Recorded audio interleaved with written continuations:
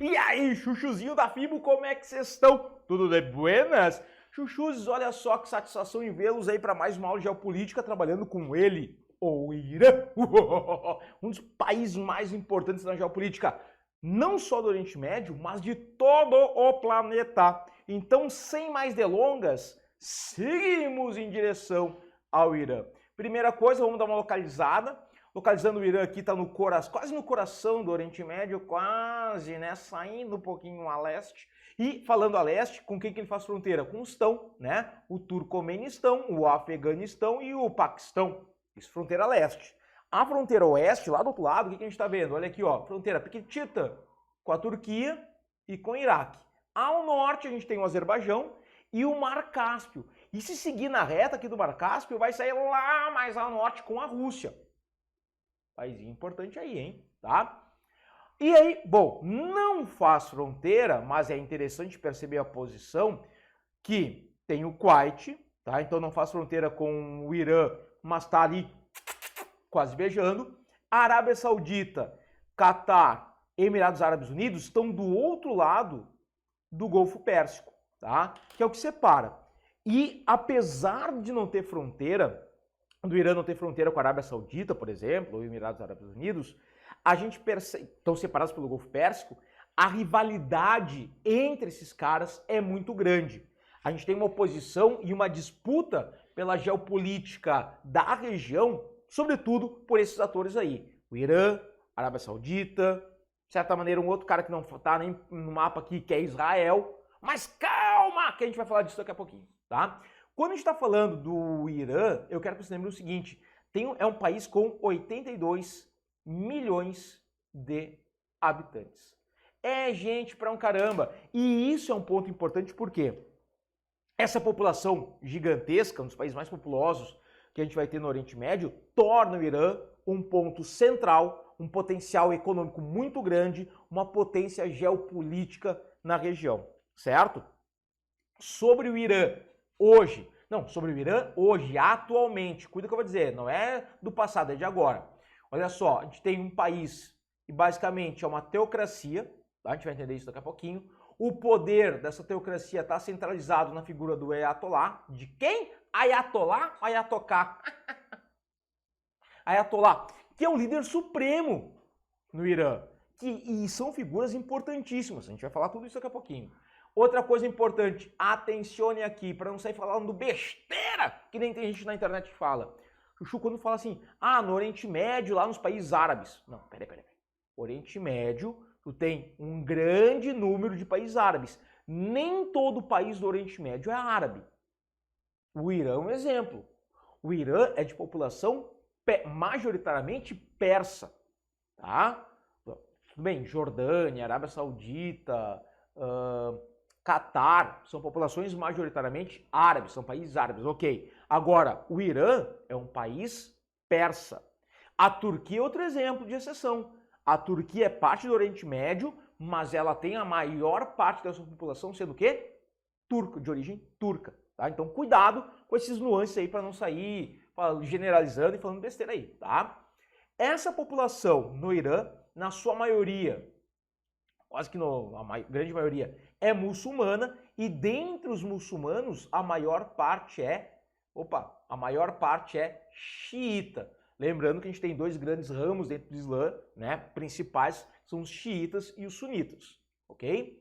Fundamentalismo islâmico faz parte da vida cotidiana do Irã atual e ele vai disputar a hegemonia do Oriente Médio com alguns outros países, por exemplo, a Arábia Saudita. Fora isso, dito isso, chuchuzinhos do meu coração, te liga, o Irã é tem a quarta maior reserva de petróleo do planeta. Maior tu já sabe, tá com a Venezuela. Já tivemos aula disso aqui na FIBA. Que? Tu não assistiu aula sobre Venezuela? Ai, eu não te perdoo nunca por isso. Ah, tá, tu começou, tá, beleza. Chuchu, então vai assistir aula sobre Venezuela, maior reserva reconhecida de petróleo do planeta. Depois vem a Arábia Saudita, que está do outro lado do Golfo Pérsico, que a gente viu no mapa antes, tá? Depois o Canadá em quarto lugar. Então aqui o Irã em quarto lugar. E o petróleo tem um papel fundamental para a gente entender muito desse Irã de hoje né, no que diz respeito a uma análise do passado recente do país. Bora fazer isso? Vamos voltar um pouquinho no passado? Então, let's go! Tá? Bom, iníciozinho do século XX. Início do século XX, o que a gente tem? A gente tem o reino da Pérsia. Tá? Cuidado. No século XX a gente não fala em Irã, a gente tem a Pérsia, que era basicamente uma monarquia governada pelo Shah. Tá? O Shah é a figura máxima, o chefe de Estado, é tipo o rei, mas na tradição persa era o Shah Pahlavi. E o que acontece? Nesse momento, a gente tem uma pressão muito grande das grandes potências imperialistas sobre o território iraniano, certo? É o final da transição do século XIX para o século XX, aquelas potências europeias, né, que cresceram muito em função da primeira Revolução Industrial, estão se destacando e a gente começa a ter o quê? Uma pressão muito grande por parte do Reino Unido, tá? E repara que ele está vindo de leste, porque Paquistão, Índia, Bangladesh, que hoje, né, são Paquistão, Índia, Bangladesh, eram colônias britânicas, era território britânico. E do norte está vindo quem? Pressão de quem? Da Rússia, né? Que está lá, do outro lado do Mar Cáspio, aqui ó, batendo a porta do Irã, fazendo aquela pressão. Do Irã não, da Pérsia. Da Pérsia. E a Pérsia resistindo, Pérsia resistindo. Só que em 1905, a Pérsia não resiste e o Reino Unido e a Rússia invadem o Irã. Tá? Eu vou chamar de Irã aqui porque é o território que a gente está falando hoje, que é o nosso assunto de aula. Tá? Não confunde, é a mesma coisa, por enquanto a gente pode usar como sinônimos, ainda era a Pérsia, mas tá aí. Invadiram. E no que eles vão invadir, já é início do século XX. E aí, no século XX, tá ligado que tu já teve no final do século XIX uma segunda revolução industrial, que tu já teve uma ascensão da importância do petróleo como fonte energética, porque a segunda revolução industrial é marcada pelo quê? Pela indústria automobilística, que ganha espaço, que ganha o planeta, ganha importância. E carro movido tudo a petróleo, ou melhor, a gasolina, cuja matéria-prima é o petróleo. Portanto, Chuchu, petróleo, it's power! É fundamental. E essa invasão, essa co-invasão do Reino Unido e da Rússia no Irã, tinha como objetivo o quê? Exploração de petróleo. Tá aqui, ó. Tanto que a parte de exploração de petróleo por parte da Rússia vai se dar ao norte do país, já aqui, ó, nas margens do Mar Cáspio. E a exploração de petróleo dos britânicos vai se dar na parte mais ao sul, já no Golfo Pérsico, que, ó, daqui era só correr em direção ao Reino Unido. Em 1908, os britânicos, tá, antes da ocupação, vão descobrir petróleo no Irã. Depois da ocupação, já vão descobrir petróleo no Irã. E, cara, no momento que eles descobrem petróleo, o olhinho dos britânicos aqui, ó, brilha no cifrão. É grana. Tanto que logo em seguida, em 1912, se não me falha a memória, 1909, tá?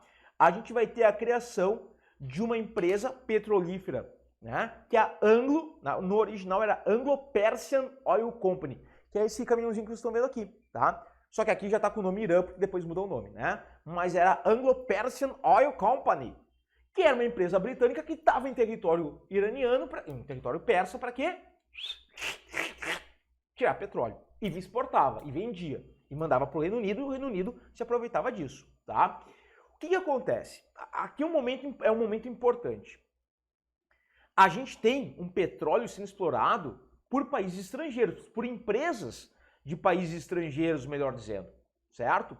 E esse é um ponto relevante porque em 1935 o Shah altera o nome do país para Irã. E aí vem aquela bandeirinha clássica que a gente conhece do Irã, tá? O Irã passa a ter o nome oficial que mantém até hoje. E em 1941, o Shah passa o poder ao seu filho, que assume o papel de Shah, né? E o Shah Reza Pahlavi. Ele herda o poder do pai, do Shah Pahlavi, certo? E no que ele assume o poder do pai, ele vai se manter até 79. Bom, vamos lá. Nesse momento, a gente tem um fortalecimento do nacionalismo iraniano, muito em função da oposição ao Shah, que vai ver essa exploração do petróleo por estrangeiros como algo nocivo à economia iraniana. Cuida isso aí, cuida isso aí. E essa oposição vai ganhando força, né, apoiada no nacionalismo iraniano. E em 51 vai ser eleito um primeiro-ministro, nessa época então, agora o Irã já era uma monarquia parlamentarista, assume um primeiro-ministro, um cara chamado Mohammad Mossadegh, tá? E esse cara, ele era da oposição, uma oposição muito radical contra o Shah Reza Pahlavi. Tanto que ele assume e já como primeiro-ministro vai dar a letra, vai dar o pá. Não, o Reza Pahlavi tá maluco na cabeça. Ele tá deixando o pessoal de fora vir aqui explorar petróleo do Irã. E o pessoal tá ficando rico às nossas custas. Absurdo! E nisso ele promove uma lei de nacionalização do petróleo. Como assim nacionalização? A partir de 1953, apenas empresas iranianas e solamente poderiam tirar petróleo do Irã e comercializar. Nada mais de empresas estrangeiras no país para tirar petróleo. Então aquela Anglo-Iranian Oil Company, tchau pra ti, vai-te embora. Agora são empresas iranianas. É claro, cara, Reino Unido, Rússia, os Estados Unidos que já estava tirando petróleo do Irã também, não pode ser, não podemos deixar, eles vão perder muita grana. Então, tu começa a ter toda uma pressão, né, para que se reverta essa questão do nacionalismo, da nacionalização do petróleo. O Reino Unido começa a impor sanções econômicas ao Irã, e em 53, olha aqui quem ela, a CIA, tá? Sim, ela, dos Estados Unidos, organiza um golpe na faixa, na parceria com o Shah, e esse golpe vai basicamente fazer o quê? Dar poder total ao Reza Pahlavi. A partir daí, ele vai pegar os representantes eleitos, primeiro-ministro, representantes do parlamento, acabou a palhaçada. Agora quem manda aqui no Irã sou eu. Ou seja, a gente passa a ter uma autocracia a partir de 53. Certo? Beleza? Vamos lá? Chuchu, seguimos aqui. E nisso, o Shah Reza Pahlavi está fazendo o quê? Ele volta a permitir que empresas estrangeiras venham explorar petróleo no território iraniano. Vem petrolífera estadunidense, drenar petróleo, vem empresa britânica, drenar petróleo, de outros países vem também. E o país começa a ter um lucro considerável pela venda de petróleo. Entretanto, a desigualdade e a pobreza cresciam. Porque tu tinha uma concentração de renda muito grande. Já que tu tinha agora uma autocracia, todo o poder nas mãos, né, do Shah Reza Pahlavi, boa parte do lucro da exploração de petróleo ficava nas mãos desse cara. O cara ostentava a grana pra caramba. E uma parte da população ficando na miséria. E isso alimenta a oposição. Alimenta uma galera que vai ficar cada vez mais contra o Reza Pahlavi. Vem comigo. E nisso, o Shah Reza Pahlavi, ele começa a fazer o quê? Promover uma ocidentalização do país. Aproximar o país da cultura ocidental, da cultura europeia, da cultura estadunidense, na questão da moda, na questão da música, na questão do sexo antes do casamento. Não! Do voto, permitindo o voto feminino. Uma ala religiosa mais conservadora, Chuchu, vai ficar enlouquecida. Vai ver isso como uma afronta à manutenção da cultura iraniana, né? A influência maléfica da cultura ocidental. E é fato, olha só isso aqui. Olha aqui, ó, propaganda de bicicleta, revista do Irã, tá? Olha aqui, olha a mulher como é que ela tá. Pernoca de fora, decotão. Olha aqui, ó a revista aqui dos Beatles no Irã. Olha só aqui, ó, pessoal rindo, ouvindo música. Olha aqui o Paul McCartney aqui, ó. Sei lá, eu coloquei a tarja em cima porque ele tá talvez usando tóxico. Meu Deus do céu. Olha aqui, divulgação de esporte feminino. Chuchu, olha as pernocas, colchão de fora ali, ó. E para a ala religiosa, para nós aqui, beleza, né? Normal. Mas a ala religiosa mais conservadora do Irã vai olhar para isso aqui e vai ver como um absurdo. Algo inadmissível. E nisso, nisso, o que a gente começa a ter? Eu coloquei um resuminho aqui, ó. Uma questão, um choque cultural, choque de cultura. Ó, rápida ocidentalização dos costumes contra um xiismo mais conservador. Na questão política, uma subordinação cada vez maior do país aos Estados Unidos, que agora já era o principal comprador de petróleo iraniano, e um nacionalismo cada vez maior. O pessoal dizendo que isso aí estava errado, tá? E essa situação vai fortalecer tanto a oposição, mas tanto a oposição, que vai chegar uma hora que essas tensões elas vão eclodir. A gente tem, então, uma série de revoltas lá nos anos 70.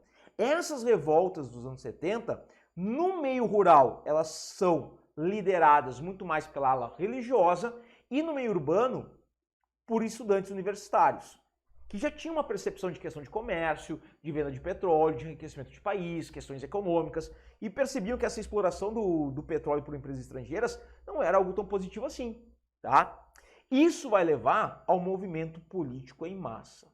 E esse movimento político em massa, chuchuzinhos do meu coração, em 1979, vão levar à Revolução Islâmica. Xalau, xalau. Olha isso aqui, olha essa imagem. Cara, olha um mar de gente, isso aqui é Teherã, capital do Irã. Olha lá, até onde tu enxerga é gente nesse horizonte. Tu vai ter o quê? Em 79, a Revolução Islâmica. A queda do último Shah do Irã. O Shah Reza Pahlavi, beijinho, beijinho, tchau, tchau, vai-se embora. Perdeu o poder. O regime é derrubado tanto pelos estudantes, mas principalmente pelo clero xiita do país. Lembra que a gente falou? A maior parte da população do Irã é xiita. E aqueles religiosos conservadores, que eram xiitas, estavam dizendo assim, não à ocidentalização, se unem com os estudantes e vão chegar ao poder em 79. Tá bom? E a partir daí, o Irã se torna o grande rival do Ocidente. Tá? O principal rival do Ocidente no Oriente Médio. Até hoje a gente tem isso. E isso é entender muito do que está acontecendo nos dias atuais, no século XXI, em relação ao Irã e, sobretudo, aos Estados Unidos. Então vamos entender um pouquinho desse Irã pós-revolução, tá? Mudanças drásticas, a gente vai ter um afastamento do Ocidente, cada vez maior. Agora tu tem um regime xiita comandando o país. Essa desocidentalização, digamos assim, começa a ser efetivada, tá? E isso, por exemplo, eu trouxe aqui na figura das mulheres. Volta a ter uma visão mais fundamentalista da religião, dos costumes. Então as mulheres passam a se cobrir o rosto, cobrir o corpo, tá? Não é mais aquilo que a gente estava vendo antes dos anos 60 e 70, certo? A gente vai ter os Estados Unidos se tornando, né, o grande rival do Irã, que antes era o aliado na época do Shah Reza Pahlavi, agora é o rival. E aí eu quero fazer um parênteses aqui, dá uma olhadinha, Chuchu, nessa capa da Times aqui, tá? O que acontece? Tá? A gente passa a ter o Irã a partir de 79 como uma república teocrática islâmica, tá? Cujos poderes são supervisionados por um corpo de clérigos. Esses clérigos, essa teocracia islâmica, tá? Ela é xiita. Lembra que o Islã ele é dividido hoje em vários grupos, mas tem dois grupos principais. Sunitas, que são a maioria dos muçulmanos do mundo, e os xiitas. Tá? Quem assume então o poder em 79 no Irã são os xiitas. Tá? E aí, olha só, o líder supremo é o chefe de Estado e eleito para um mandato vitalício, ou seja, até ele morrer. O líder supremo, Chuchu, vai ser um ayatolá. É o cargo, ayatolá é o cargo de líder supremo. Né? O primeiro ayatolá que a gente vai ser o ayatolá Khomeini. Perdão, ayatolá Khomeini, desculpa, tá? Que é exatamente esse cara aqui, ó. É esse cara aqui, ayatolá Khomeini. Olha a capa da revista. O Irã contra o mundo. Tu repara? Lembra aquela primeira aula que a gente teve sobre geopolítica, que a gente falou de soft power? A ideia da propaganda? É isso. É o Irã contra o mundo. Olha só, olha a cara do ayatolá Khomeini, olha como ele está representado, né? Uma postura vou te pegar, uma cara meio endiabrada, com a sobrancelha levantada na sombra. Cara, meu Deus do céu, esse cara é do mal. É esse mesmo cara aqui, ó. Certo? É esse mesmo cara. Só que aqui, tá, tudo bem. O Ayatollah Khomeini não era santo. Não. Tanto que num discurso clássico dele, ele vai dizer que os Estados Unidos eram o grande Satã na Terra. Então, tu tem dois grupos, dois centros que estão entrando em conflito. Tu tem o Ocidente, e aí os Estados Unidos têm um papel fundamental nisso, e tu tem o Irã agora com o novo regime xiita, batendo na cara do outro. E aí tu vai ter discursos, propagandas, narrativas alimentando essa tensão. Nisso, o que acontece?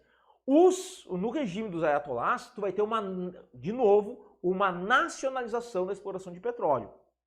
A galera enlouquece. Por quê? Chuchu, olha só. O Irã, ele passa a aumentar, pós-revolução, aumentar cada vez mais a sua influência na região, tá? Ele se torna o principal contraponto do Ocidente e é a maior comunidade xiita no mundo, tá?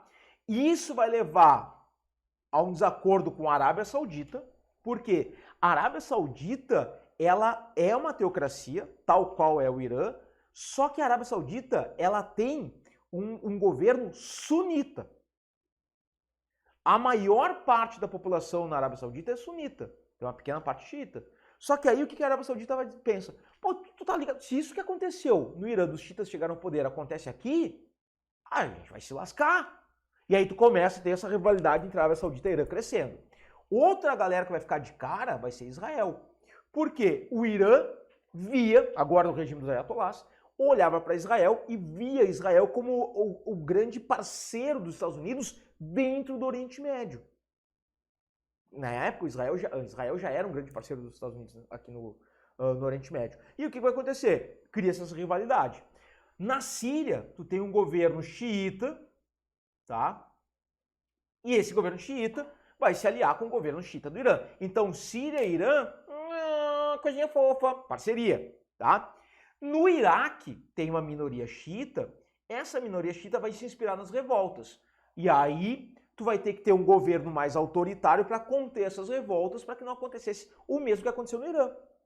Tu tem um governo sunita no Iraque que vai controlar de forma mais violenta essas revoltas xiitas. Cuida que eu vou te dizer. 1980. Revolução Islâmica aconteceu em 79, certo? Aí os Estados Unidos ficam indignados e lá no Iraque, eles botam no poder, eles facilitam a chegada ao poder de um cara que era líder do exército iraquiano, um cara chamado Saddam Hussein. Nós temos aula disso, a gente tem uma aula especial sobre Síria, Iraque e terrorismo, que a gente fala um pouquinho mais disso aí, tá? Mas o Saddam Hussein é colocado no poder no Iraque e tem como objetivo derrubar o regime xiita no Irã e permitindo que os Estados Unidos voltassem a ter acesso ao petróleo iraniano.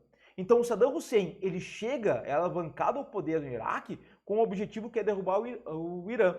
E nisso a gente vai ter a guerra Irã-Iraque, tá? De 1980 a 1988. Bom, aqui ó, o Estreito de Hormuz, que a gente já falou. Estreito de Hormuz, tá? Chuchu, esse Estreito de Hormuz aqui, ele é o ponto de passagem da maior parte do petróleo que é gerado nas regiões do entorno do Golfo Pérsico.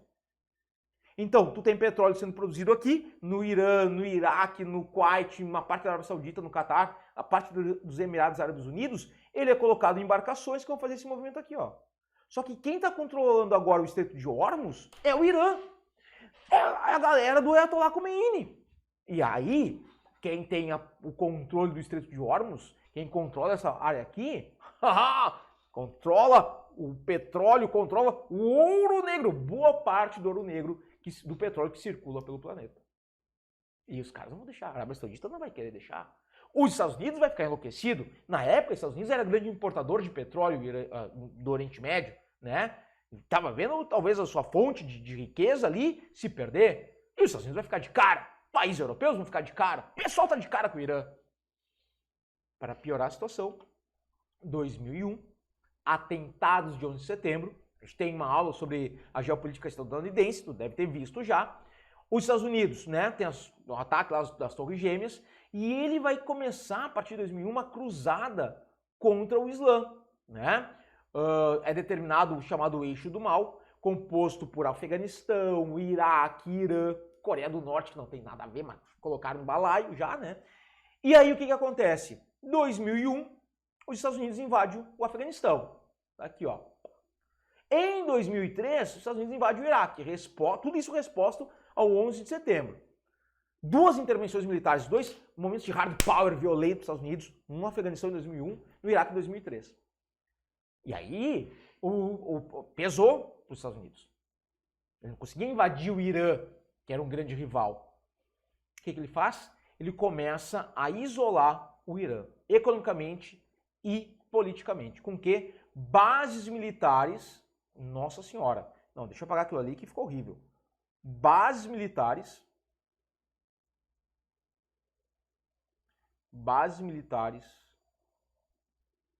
dos Estados Unidos, tá? No entorno do Irã. Chuchu, não olha pra minha cara agora, olha aqui, olha isso aqui, olha ali.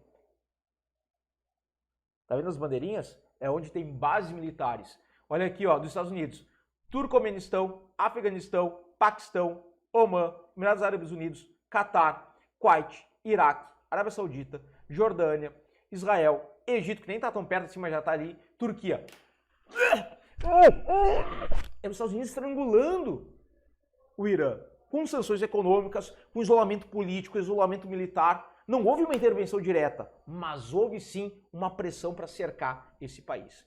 E aí, nisso, o Irã, mais entronchado, ficando cada vez mais isolado, ele começa a promover, por exemplo, o seu programa nuclear. Começa a ativar o seu programa nuclear. Esse programa nuclear tinha como objetivo, né, tentar gerar energia para o país. O país estava ficando isolado. Então começa a desenvolver um programa de energia para geração de energia nuclear para tentar alimentar a economia nacional e fazer o país funcionar, ter luz e energia. Pá! Só que quem era rival do Irã vai dizer o seguinte: não, isso aí é o Irã querendo, tá enganando o mundo. Ele quer desenvolver armas nucleares. Peraí. Aí entram algumas questões. Por isso, por isso a gente vai ter uma série de pressões e sanções contra o Irã por parte dos Estados Unidos, por parte de nações europeias, por parte da ONU. Dizendo o seguinte: não, o Irã tem que abandonar o seu programa nuclear. E o Irã dizendo o seguinte: mas a gente vai só usar para gerar energia.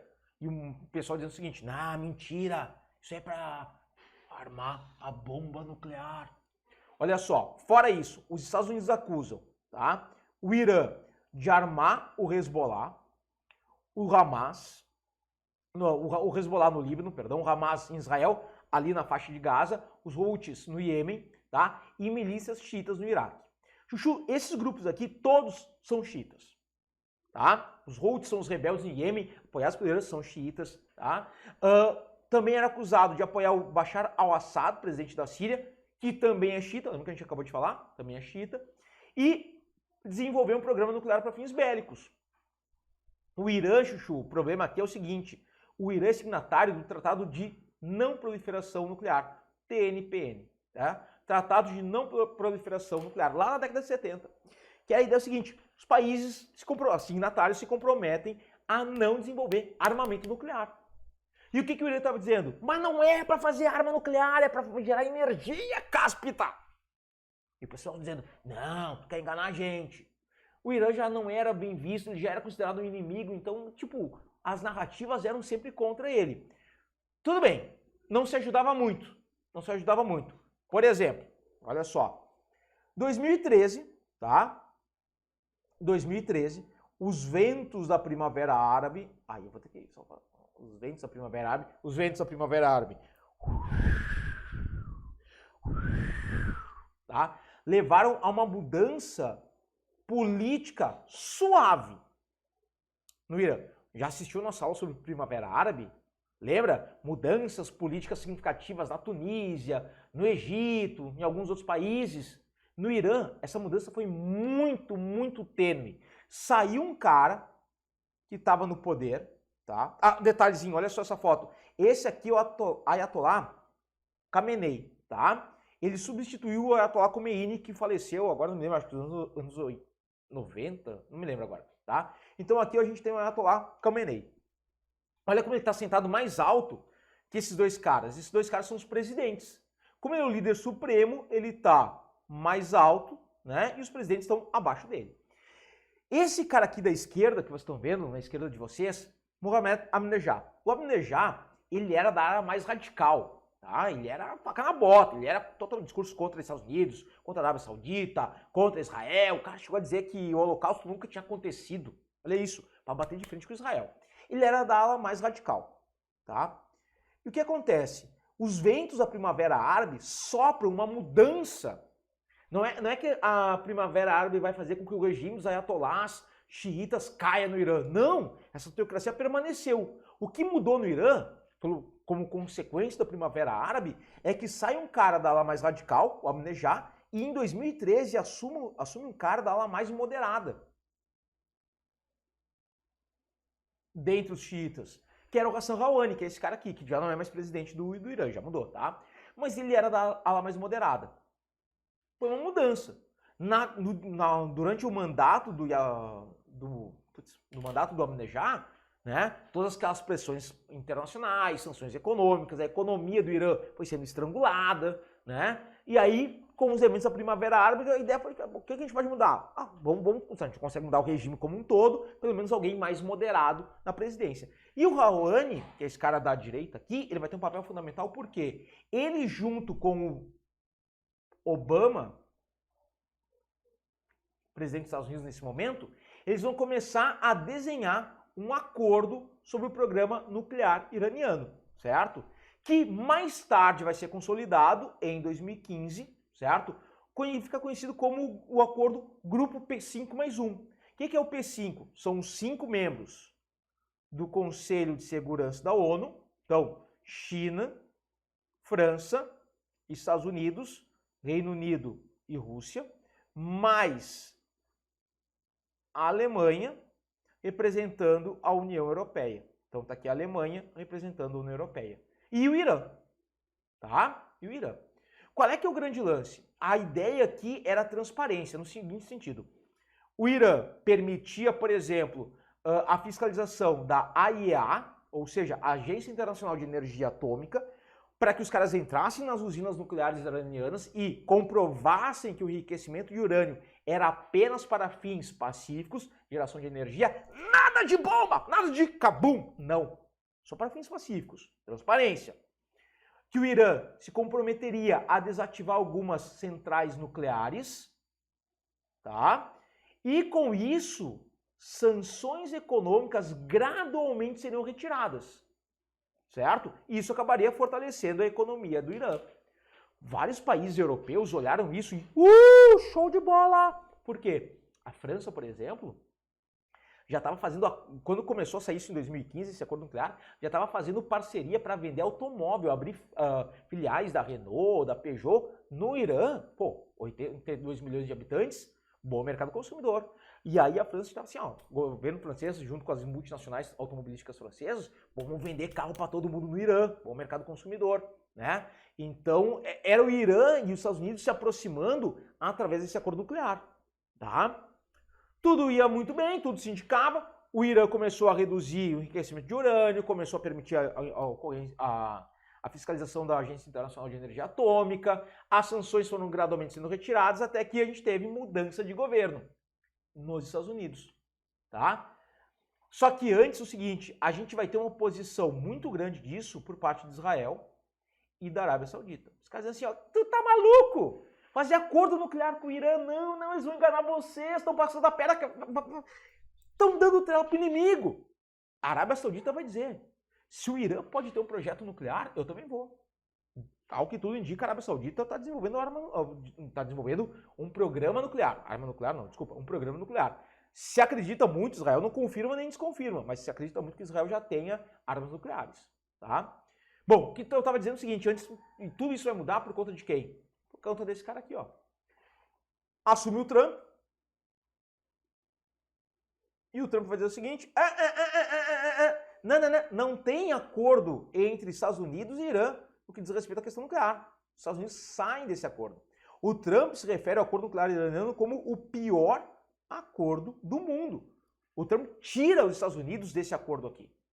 E esse acordo se desmancha, porque o principal país que impunha sanções contra o Irã era os Estados Unidos. E se o Irã, agora se os Estados Unidos não está mais fazendo parte do acordo, as sanções voltam a atuar, o Irã vai dizer o seguinte, pô, então eu não vou ficar me controlando, então eu vou começar a produzir energia, vou enriquecer o urânio à torta direita, agora vocês vão ver. E aí tu tem esse acordo desmantelando. Hoje a gente tem o Joe Biden, presidente atual dos Estados Unidos, batendo o pé ali para tentar voltar ao acordo, tal. Tá tentando. Até o momento que eu tô gravando essa aula aqui, meiuca, segunda metade ali de 2022, cara, esse acordo ainda não voltou ao que era, tá? Bom, o fato é que a gente tem um acirramento das tensões geopolíticas na região, a formação de um bloco rival ao Irã cada vez mais coeso, a impressão que dá é que é pior ser xiita do que judeu, tanto que eu estou dizendo isso por quê? Porque Israel vai começar a se desenhar, vai desenhar parcerias com os Emirados Árabes Unidos, com Bahrein, mais recentemente com a Arábia Saudita, na parceria com o governo estadunidense. Olha só, Arábia Saudita e Israel ensaiam retomada de laços durante a viagem de Biden no Oriente Médio, formando uma grande coalizão contra quem? Contra o Irã. Então, talvez países sunitas aqui, ó, né, estão vendo com melhores olhos um país não árabe, judeus, que é Israel, do que os xiitas no Irã. Bom, mas tem que ficar de olho. Muita coisa aqui para entender esse contexto geopolítico do Oriente Médio e como as coisas estão se desenhando, e especialmente para o futuro, tá bom? Chuchuzada, beijo no coração de vocês e até a nossa próxima aula.